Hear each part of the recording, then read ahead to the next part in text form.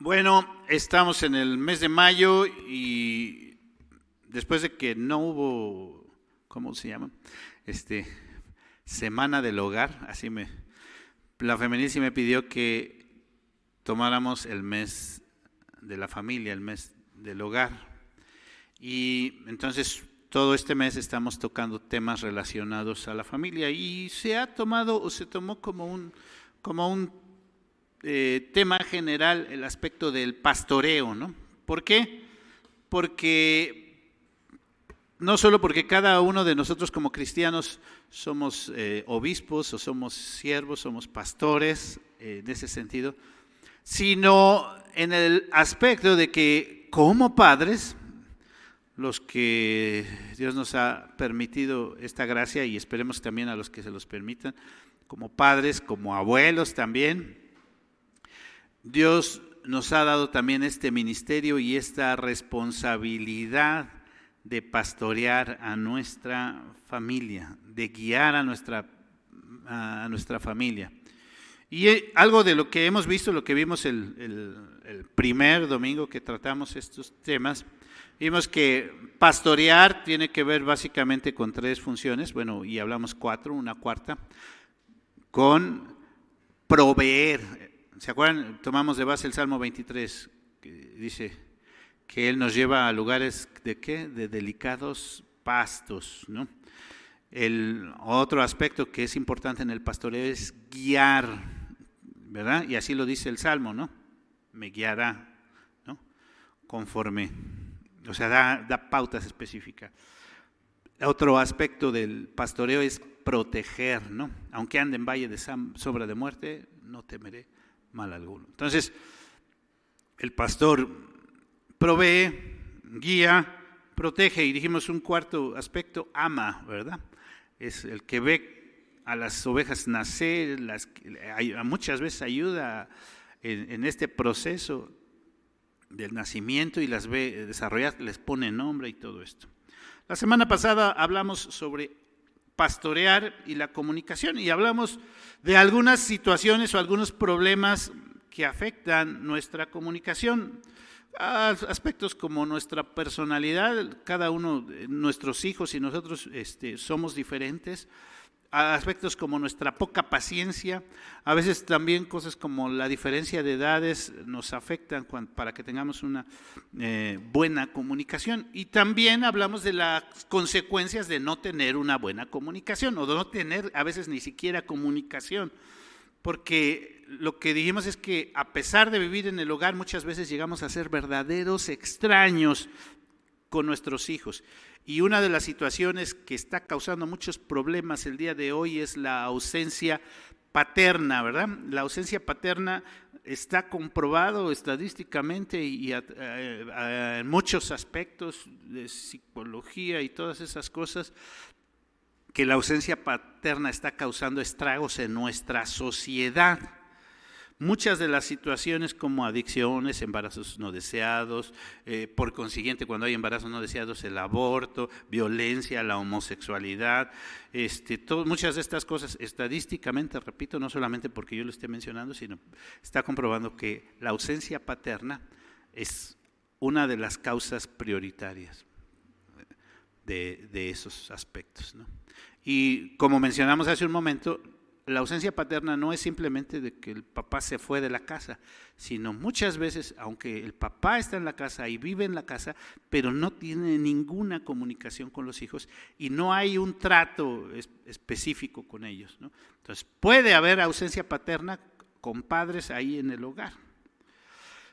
Repito, para esos temas tomamos de base el Salmo 23 y tomamos el pasaje de Juan 10 donde el Señor Jesús se presenta como el buen pastor y vimos cómo el Señor Jesús básicamente también cumple con todos esos aspectos que debe o que realiza el pastor, ¿no?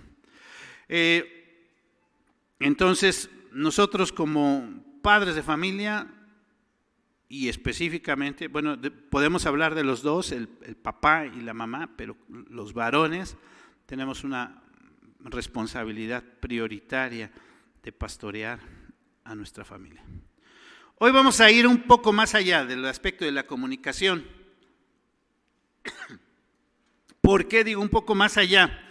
Acabamos de leer Proverbios 3 y les pido que tengan abierta su Biblia ahí en Proverbios 3, los primeros versículos, porque el tema de hoy tiene que ver con pastorear y la toma de decisiones. Y digo que es ir más allá porque muchas veces si la comunicación es importante y hablar con nuestros hijos es importante y es vital, la toma de decisiones o el guiar a nuestros hijos a que tomen decisiones es algo que va más allá de simplemente comunicarnos con nuestros hijos. Algunos dicen, yo soy amigo de mi hijo y me llevo muy bien con él, pero a él allá su toma de decisiones, ¿no? Quiero decir que a veces hemos descuidado completamente. Si hemos descuidado la comunicación, hemos descuidado completamente esta tarea, este trabajo, porque es un trabajo, es una tarea. Guiar a nuestros hijos, influir en sus vidas. Influir.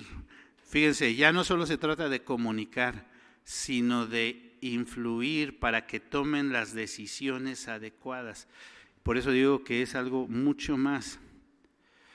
Y repito, a veces hemos renunciado completamente a esta tarea. Y puedo decir que hasta hay una campaña para convencernos de que es malo que lo hagamos. O sea, que es malo que tú influyas en tu hijo. Y nos hemos convencido de que si influimos en nuestros hijos, en ellos, los estamos violentando. A veces nos hacen sentir así. Si tú estás influyendo en tu hijo, lo estás violentando. Y nos dicen que debemos dejar que ellos decidan por completo y renunciamos a esa labor formativa que Dios nos ha dado. Lo triste es que si hay una campaña para evitar que nosotros influyamos en nuestros hijos, en su toma de decisiones, también hay toda una campaña por todos lados para influir en nuestros hijos, que comienzan en cositas pequeñas, pero que de ahí se va a cosas grandes que marcan la vida de nuestros hijos. Díganme ustedes si no, por ejemplo, hoy suena demasiado anticuado, impositivo, violento, por ejemplo, los matrimonios arreglados, ¿no? Ay, eso ya, pastor, eso no es de nuestra época. Los hijos que hereden la vocación de los padres o el oficio de los padres. Eso es de otra era, pastor, ¿no? Eso ya. Y ya estamos convencidos todos completamente de que eso es algo violento. Luego les voy a mandar algo de información al respecto y para que pues, nos demos cuenta que en algunos lugares lo siguen haciendo y algunas personas están convencidos de que sí es lo mejor. Pero bueno, yo no voy a tratar ahorita de convencerlos de eso, porque ya van a decir, pues eso es demasiado. Pero lo que sí quiero ver es que hoy se nos enseña que según el aspecto de darles libertad y que ellos deben decidir, es lo mejor para ellos. Y que nosotros los debemos dejar y no los debemos de forzar a tomar sus decisiones. Y creo que en cierto sentido es verdad, pero es de esas verdades a medias, es de esas verdades que pues al final también son una mentira. Solamente que muchas veces por eso olvidamos por completo, repito, la tarea formativa que Dios nos ha dado, el ministerio que Dios nos ha dado cuando nos dio a nuestros hijos. Es un ministerio. Nosotros tenemos esa tarea y muchas veces algunos dicen, mis hijos son independientes, ya se casaron y eso. Sigues teniendo esa tarea. Nunca dejan de ser nuestros hijos y nosotros nunca dejamos de ser sus padres o sus abuelos, ¿no? Como dije hace un momento también, fíjense que estoy repitiendo varias veces, ¿cuál es la labor del pastor? Proveer, guiar, cuidar. Muchos padres piensan que proveyendo ya cumplieron la labor de los hijos. Y entonces guiar y cuidar, bueno, pues ya si ya les di, pues ya ellos, no. Pensamos que con todas las cosas que hoy día, las ideas que meten, que somos unos padres muy modernos y que dejamos que ellos hagan lo que quieran y que los hijos pues deben de ser así. Mi hijo ya es una persona muy madura, a veces como que decimos, él toma sus decisiones. A veces hasta dicen, a mi hijo nadie le tiene que decir qué hacer, él lo hace. ¿Sí han escuchado esto en algunas ocasiones? Y hasta en la iglesia. Yo respeto a mi hijo. Hasta que él crezca, que se tome la religión que él quiera. Yo ahorita no le digo nada. Cuando él crezca, que él tome. Ya ni hablar del bautismo de infantes, ¿verdad? Porque a veces dicen, eso es imponerle algo que él ni quiere ni entiende. Y nos olvidamos por completo del pacto de gracia que Dios hace con nosotros, con nuestras familias. Nos olvidamos de eso por completo. Pero esos que están convenciéndonos de que no guiemos a nuestros hijos, porque hay campaña para eso, de que nos están convenciendo, nos quieren convencer de eso y ellos quieren influir en nuestros hijos. Están bombardeando a nuestros hijos, literalmente los están adoctrinando para que ellos tomen las decisiones que ellos quieren. En estos días puse un ejemplo sobre la educación sexual. Hoy quiero poner un ejemplo que pone Laje, los que lo conocen. Él dice así, si vemos a una niña un adolescente, 13, 14 años, que pesa unos 30 kilos, y ella se ve en el espejo como una mujer gorda de más de 100 kilos, inmediatamente ya asociamos eso con algo, con una enfermedad, ¿sí o no? Bulimia, anorexia, sí.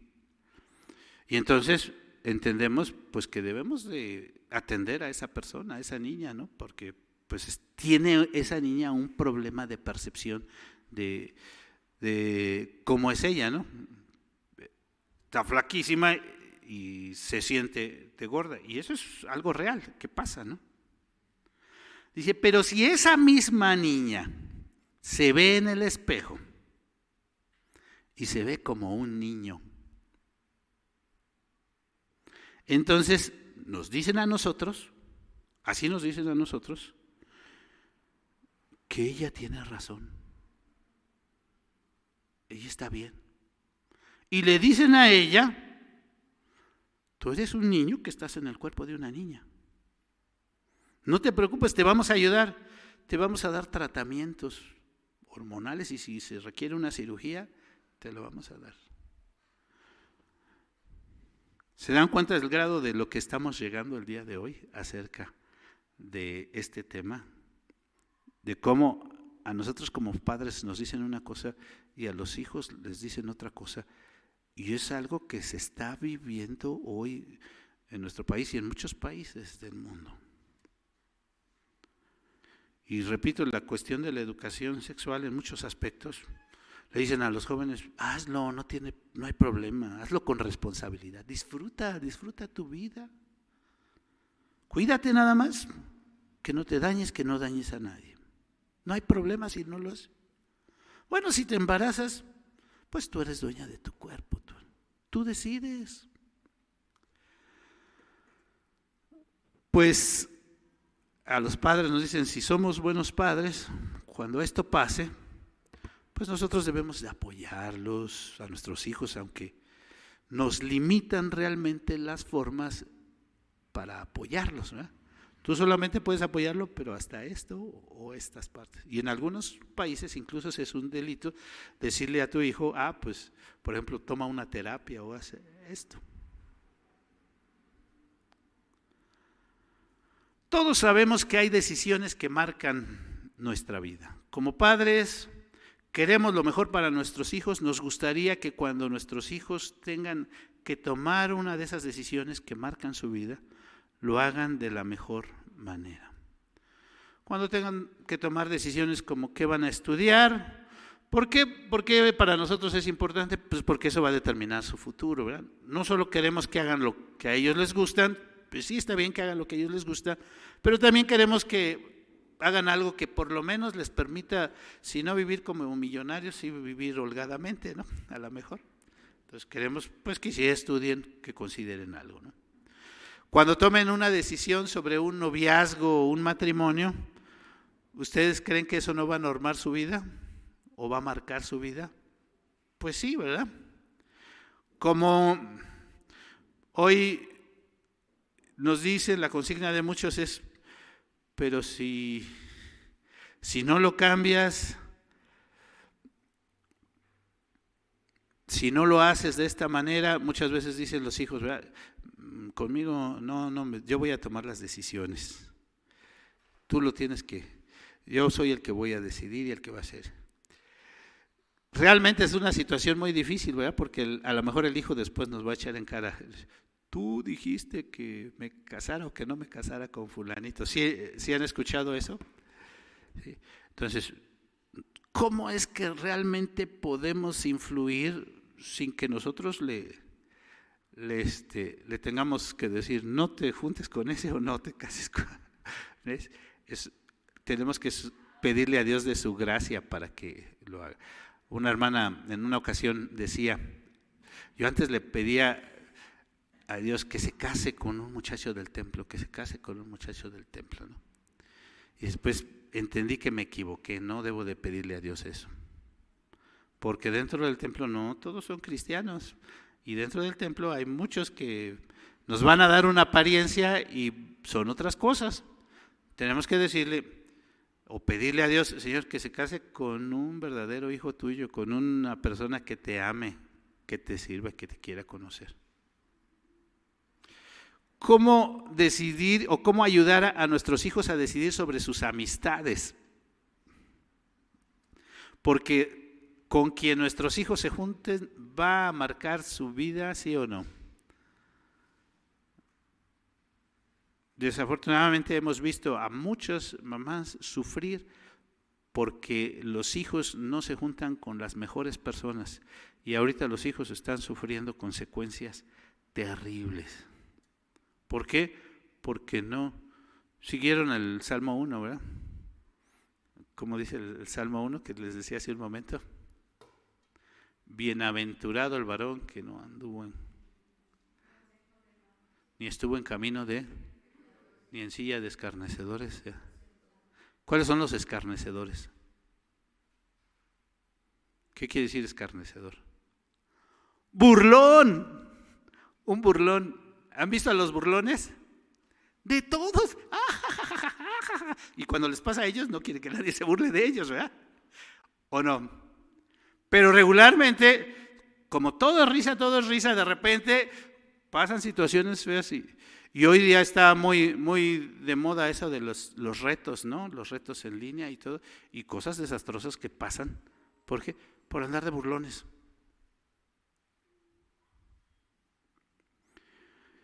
Que el aspecto de que nuestros hijos tomen la decisión de servir a Dios. Ustedes, fíjense, aunque nuestros hijos tomen decisión de buenos estudios, aunque aparentemente, ¿no? Que digamos, ay, mi hijo es muy... Aunque nuestros hijos tomen decisión de su pareja, ay, no, pues es un buen muchacho, una buena muchacha, o no, pues no sabemos. Y aunque nuestros hijos tengan aparentemente buenos amigos, son de buena... Yo me acuerdo alguien que no, son de buena familia, sus amigos son de buena familia, ¿no? Así lo escuché. Después se daba de topes, ¿verdad? Esa persona, de los amigos de su hijo. Pero hacer que nuestros hijos tomen decisiones sobre servir a Dios va a marcar su vida completamente, ¿sí o no? Repito, aunque tengan carrera, aunque tengan pareja más o menos, a veces es pura apariencia la pareja, aunque aparentemente tengan buenos amigos, pero el hecho de que nuestros hijos tomen decisión de servir a Dios va a ser muy, muy diferente.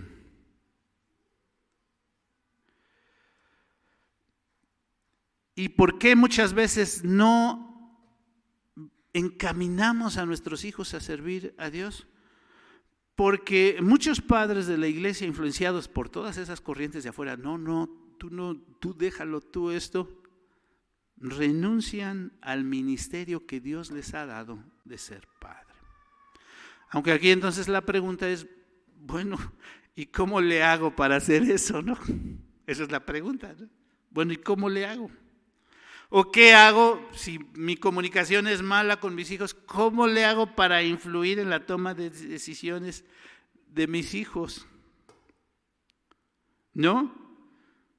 Pues tengo que esforzarme primero para tener esa buena comunicación y mejorarla, sí, cierto, para que mi hijo me haga caso, me escuche por lo menos, claro que sí. Pero entonces, ¿qué es lo que tengo que hacer para hacerle ver que lo que le estoy diciendo es lo correcto? Y entonces vamos a nuestro pasaje, porque nosotros estamos viendo lo que dice la Biblia, ¿verdad? Porque no queremos que nuestros hijos al rato nos culpen. Es que tú me dijiste, tú me hiciste, tú fuiste el que me dijiste que me casara con el muchacho del templo. No. Tú me dijiste que estudiara eso, tú me obligaste a estudiar eso. Versículo 1. Lo podemos leer. Hijo mío, no te olvides de mi ley y tu corazón guarde mis mandamientos. Hijo mío. De entrada vemos a un padre hablando con su hijo con este compromiso. El papá tiene ese compromiso, o sea, siente ese compromiso, tiene este compromiso. ¿Cuál compromiso? Ya no solamente de proveer, sino de ¿qué? De guiar y de cuidar, de influir en su hijo en la toma de decisiones, de pastorear a su hijo. A lo mejor podemos decir, fue Salomón. No, bueno, es la palabra de Dios y está diciendo ahí, hijo mío. ¿Qué es lo que le dice al hijo mío? No te olvides de mi ley. Y luego también dice, mis mandamientos en tu corazón, ¿qué? En tu corazón, y tu corazón guarde mis mandamientos. Ahí podríamos decir que son sinónimos ley, mandamientos, ¿sí? No te olvides de tu ley. Algo que a muchos papás no les gusta hacer es poner reglas, marcarle a los hijos. Un padre que ama a los hijos le pone reglas. Las normas, los mandamientos. Y un padre que ama a sus hijos cuida que se cumplan las normas. No podemos dejar a nuestros hijos sin reglas. Pero ya soy mayor de edad, pues mientras vivas en esta casa, a veces ¿se han escuchado eso? ¿O no? Ya soy mayor de edad, sí, pero mientras vivas en esta casa y todavía... Por amor de ellos le debemos decir al niño, no metas los dedos en los contactos de la luz. Saber decirle, ¿no? Por amor de ellos, no abras el gas, la llave del gas. ¿Por qué? Ay, que mi hijo haga lo que quiera. No le va a pasar nada, ¿verdad? Es súper. Dios nos pone reglas por amor. Dios nos pone reglas porque quiere lo mejor para nosotros. Y a veces nosotros no entendemos que ponerle reglas a nuestros hijos es también por amor. La forma es como se las ponemos, ¿verdad? Pero si nosotros dejamos sin normas a nuestros hijos, sin reglas, sin leyes, entonces no estamos amando a nuestros hijos, no estamos cuidando a nuestros hijos. Hebreos 12 es un pasaje bien fuerte que habla sobre la disciplina, ¿no? Porque dice que el padre al disciplina al hijo que ¿qué? Que ama. Dice, si lo dejas sin disciplina, ¿por qué digo que es fuerte? Porque dice, entonces no es hijo, es bastardo. Así lo dice el texto. Porque entonces el papá, pues haz lo que quieras, mijito. Y tú como padre, pues no estás cumpliendo con tu ministerio, con tu tarea, con tu labor de decirle a tu hijo, no hagas eso.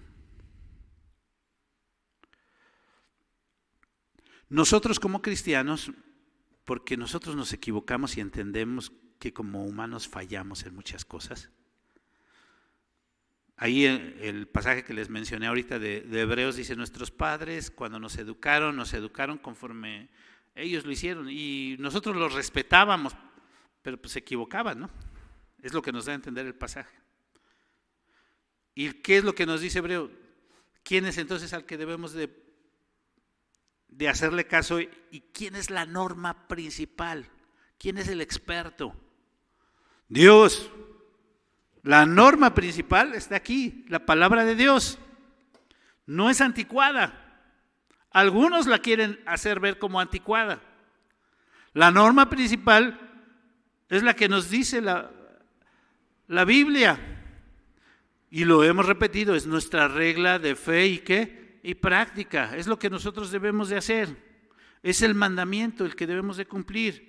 Y si nosotros como padres nos equivocamos a la hora de poner normas y a veces decimos, no, yo soy el mero mero, yo ya vi lo que dicen los expertos y entonces se debe de hacer así y me olvido de la norma, de la regla, de pasarla por el filtro de la palabra de Dios. La regla, la norma, no es la de los expertos, porque los expertos hoy día oímos muchas cosas muy bonitas que nos parecen muy bien, aparentemente, pero por el simple hecho de no pasarlas por el filtro de la palabra de Dios, si no seguimos esa norma, vamos a fracasar. No vamos a hacer las cosas en la forma adecuada.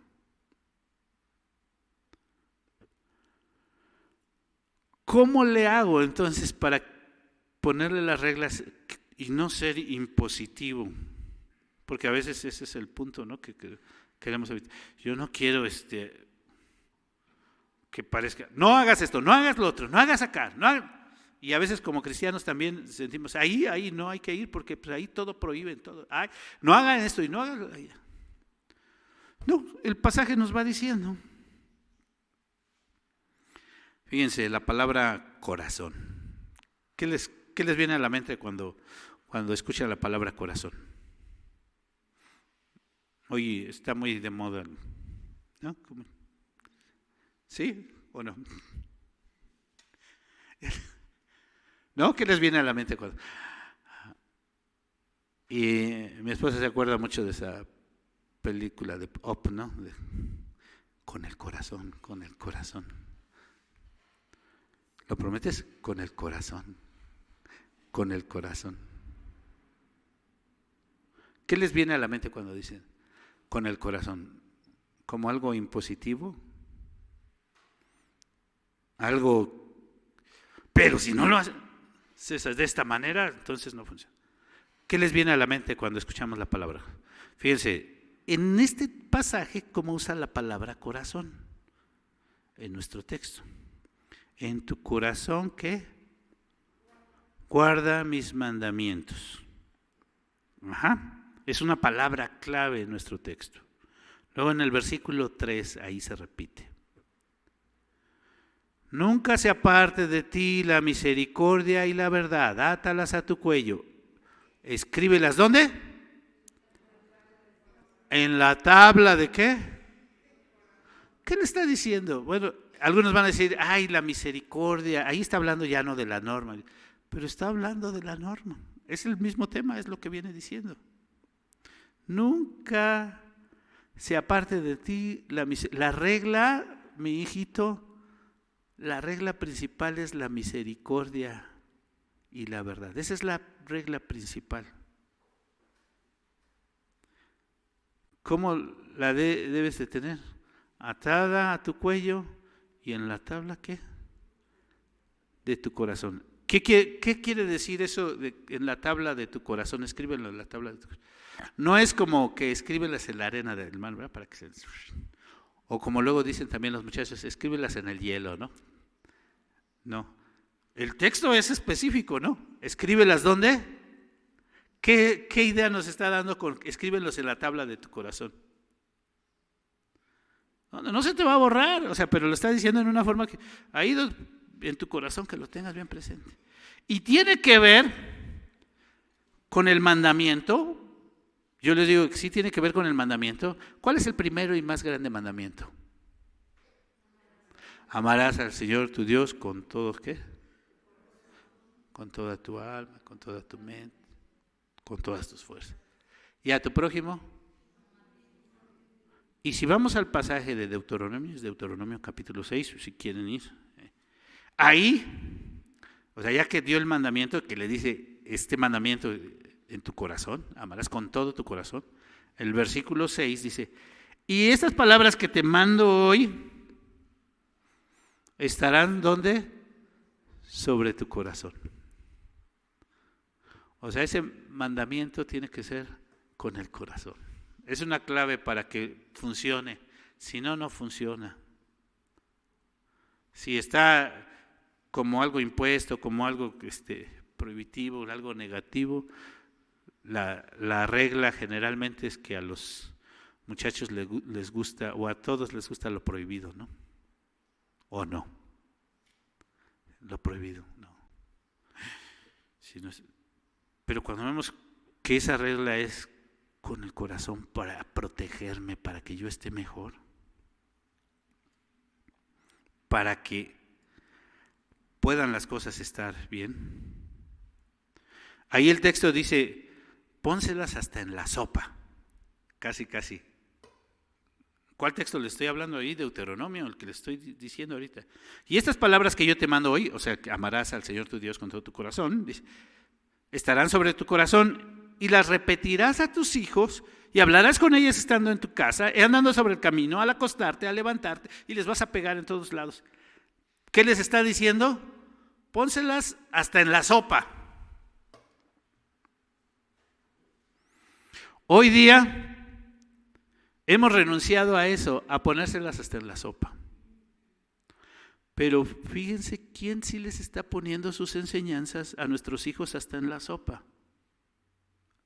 Van a decir, ¿qué? Vean a los niños cuando están comiendo, cómo están viendo la tele. Y luego les decimos a los niños, en la mesa no hay dispositivos, porque los niños y todos, ¿cómo están en la mesa?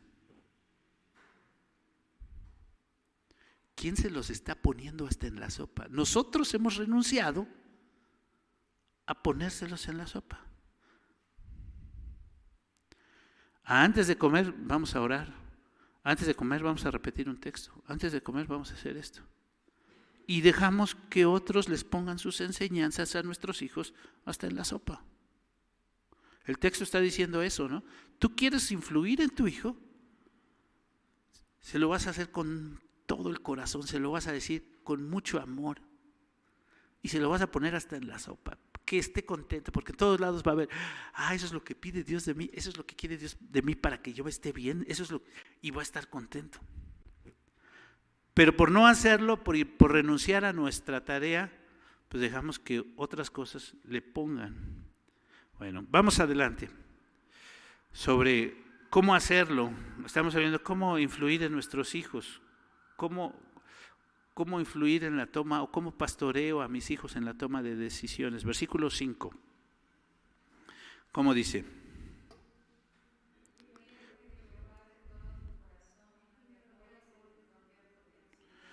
Fíate de Jehová. ¿Qué es eso de fíate? El que fía, confía.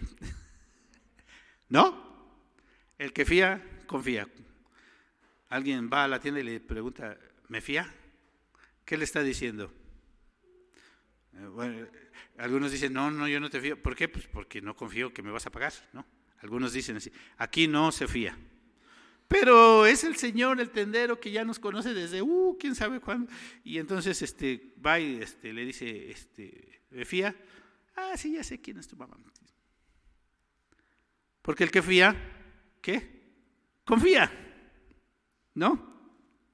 Entonces, lo que nos está diciendo el texto es: confía en Dios con todo tu corazón. Ten la confianza de que aunque no lo veas ahorita, Él te va a dar lo mejor. A veces no lo puedo ver ahorita con mis hijos, pero Él nos va a dar lo mejor. Confía en Él. ¿Con qué? Con todo tu corazón. Fíate de Jehová de todo tu corazón. Aquí sigue la palabra clave. Y no te apoyes,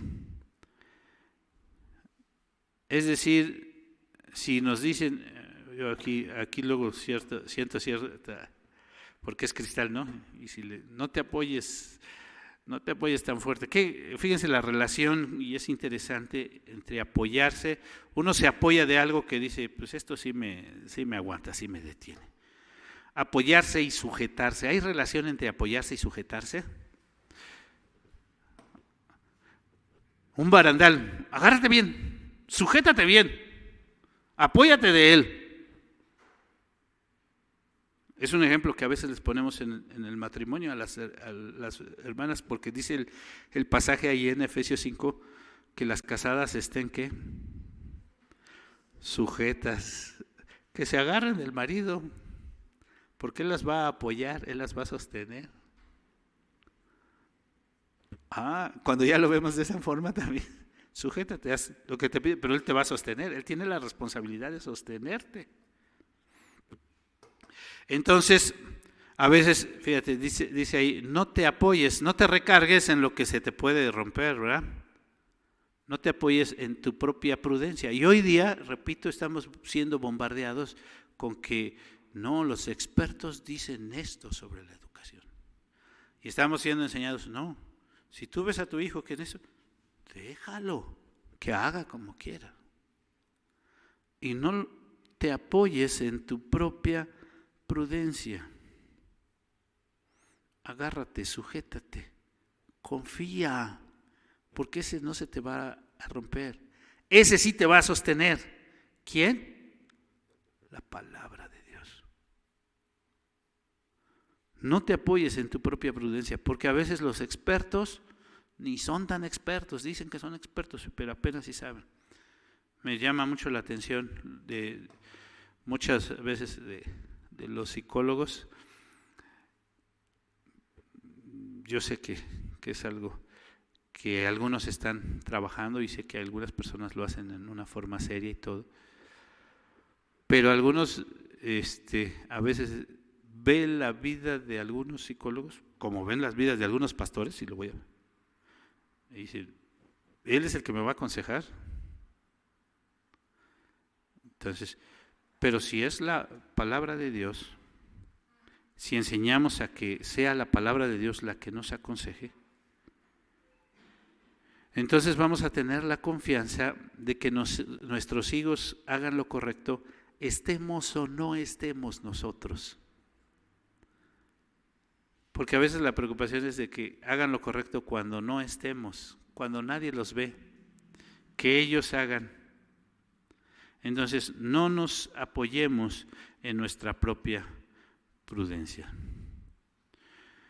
Hay algunos que piensan, ¿a poco tengo que preguntarle a Dios y tengo que considerar todas las decisiones que tengo que tomar con mis hijos sobre cómo deben de comer, cómo deben de vestir, cómo deben de hacer? ¿A poco todo eso se lo tengo que preguntar a Dios? Y la respuesta sería, pues sí. Sí. Porque si no empezamos con nuestros hijos de pequeñitos, desde de pequeñitos a instruirles, a poner las reglas y a encaminarlos y todo, pues cuando estén grandes y cuando, pues ya va a ser más difícil, aunque eso no nos quita nuestra responsabilidad, que lo tenemos que hacer, pero va a ser más difícil que nos hagan caso. Vamos más adelante, ya estamos casi terminando. Reconócelo en todos tus caminos. Hemos hablado varias veces de la palabra camino, que tiene que ver con decisiones. El camino es el que me lleva a donde yo voy. Entonces el camino que yo decida, sí, porque sí tiene que ver con las decisiones, generalmente se supone que me lleva a donde yo quiero ir. Hay personas que toman un camino y después de mucho tiempo de andar sobre ese camino, se dan cuenta pues que no es para allá para donde quieren ir. ¿Sí se dan cuenta de eso a veces? Y a veces nosotros queremos que nuestros hijos, pues cuando tomen la decisión y se encaminen, queremos que vayan para donde es correcto, ¿no? Entonces dice el texto, reconócelo en todos tus caminos. ¿Cómo reconozco este es el camino de lo que Dios quiere que yo haga? ¿Cómo sé que este es el bueno? Y también eso hemos hablado muchas veces. ¿Cómo reconozco entre lo bueno y lo malo? Y la Biblia es muy, muy abierta en ese sentido. Y hemos citado infinidad de veces, 1 Corintios 11, todo me es lícito, pero ¿qué? No todo me conviene. Todo me es lícito, pero no todo me edifica. Y luego dice, si pues coméis o bebéis o hacéis cualquier cosa, hacedlo para la gloria de Dios. Puedo hacer todo, pero tengo que preguntarme, ¿me conviene? ¿Me conviene? Puedo hacer todo, pero tengo que preguntarme, ¿me edifica? ¿Es para mi provecho? ¿Me va a hacer? Y la tercera cosa, puedo hacer de todo, pero ¿eso glorifica a Dios? Pero si nosotros no glorificamos a Dios y no les enseñamos a nuestros hijos que lo que hagamos sea para la gloria de Dios y ni siquiera lo toman en cuenta, pero si nosotros mismos hacemos todo para la gloria de Dios y lo hacemos de todo corazón y les enseñamos a nuestros hijos a hacer eso, entonces nuestros hijos están viendo, están aprendiendo.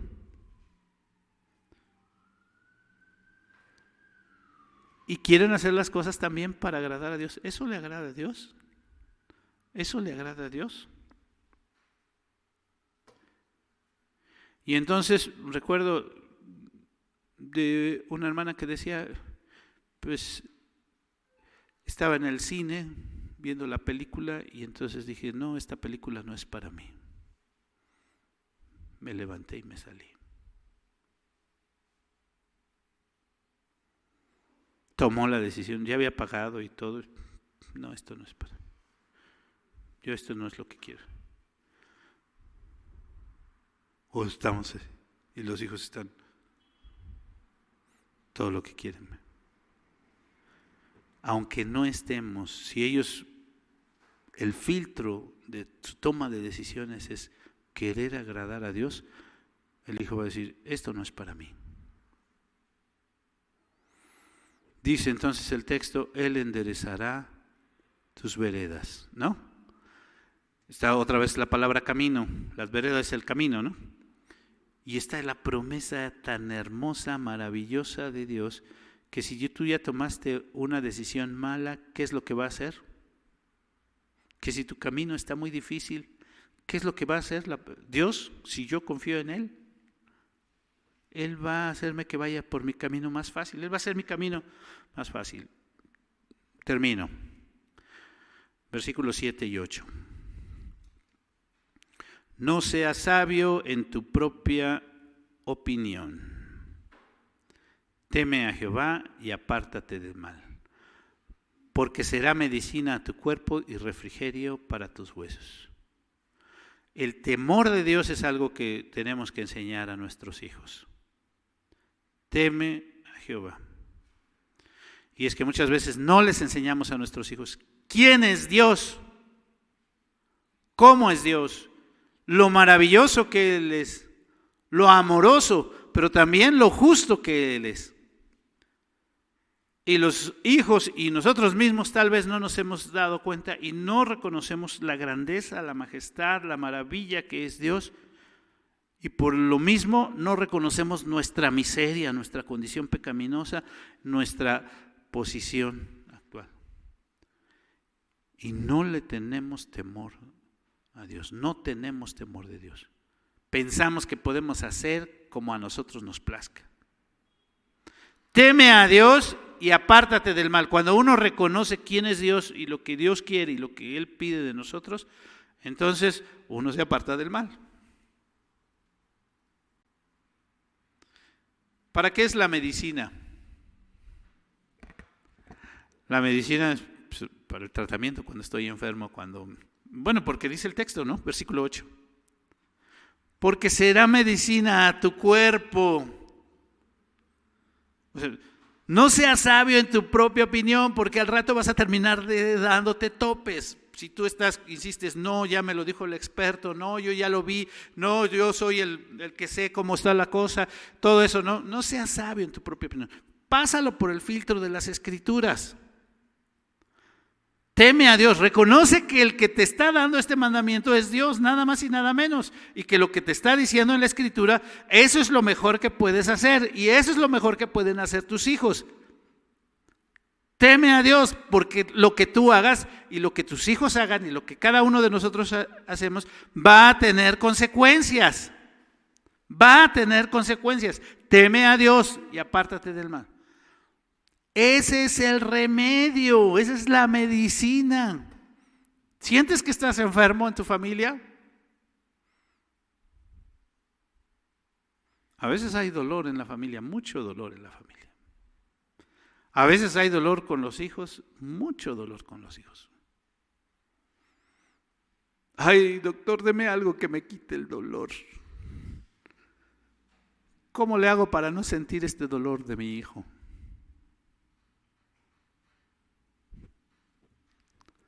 Teme a Dios. Enseñémosle. Ahí está la medicina. ¿No lo está diciendo el texto? Teme a Dios. Apártate del mal, porque será medicina. Y refrigerio. ¿Qué es un refrigerio? Ya estoy bien. Pues comida, alimento que me trae descanso, que me trae satisfacción, que me hace sentirme bien. ¿Sí? Tomamos nuestro refrigerio a media mañana para descansar de esta situación. Me trae descanso, me trae alivio. Sí tiene que ver con todo eso. Comida, alivio. ¿Quieres refrigerio para tu hogar? ¿Quieres la medicina para la solución de cómo puede ser?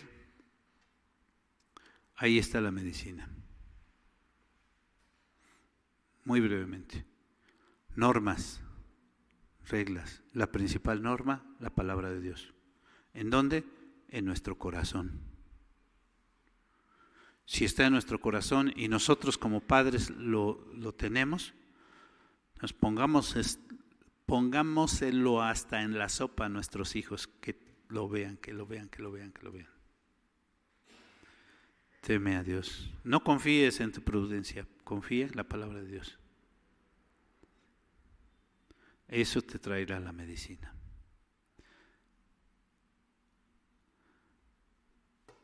Oración, sí, mucha oración. Me acuerdo de un pastor que su hijo tenía como 4 años, dice, ahí estoy orando por con quién se va a casar mi hijo. Y muchos decían, ay, 5 años, ay, basta. ¿No? ¿A qué horas quieres empezar a orar por él? Cuando estás viendo que ya se está juntando con alguien que tú no quieres. Ayúdeme a orar, pastor, porque ¿a qué horas quieres empezar a orar? Cuando ya se juntó con esos amigotes y andan malos pasos, a ese momento quieres empezar a orar. ¿A qué horas quieres empezar a orar? Tenemos un ministerio muy hermoso que Dios nos ha dado. Dicen que la iglesia, por el simple hecho de si creciera biológicamente, eso lo han comprobado en lugares donde hay lugares aislados, como en África, donde en 8 años se duplicaría. Eso es lo que dicen según esos estudios. En 8 años sería el doble de miembros. Solamente si creciera. Pero ¿saben qué está pasando? Y ya dije que ya termino. tristemente hoy tenemos que reconocer que la mayoría de los niños que crecieron en la iglesia o que se formaron como jóvenes de la iglesia no están en la iglesia. Muy pocos de los niños y los jóvenes que crecieron en la iglesia están en la iglesia. La gran mayoría no está en la iglesia. Y si hoy tenemos poquitos niños, imagínense qué va a pasar con nuestra iglesia.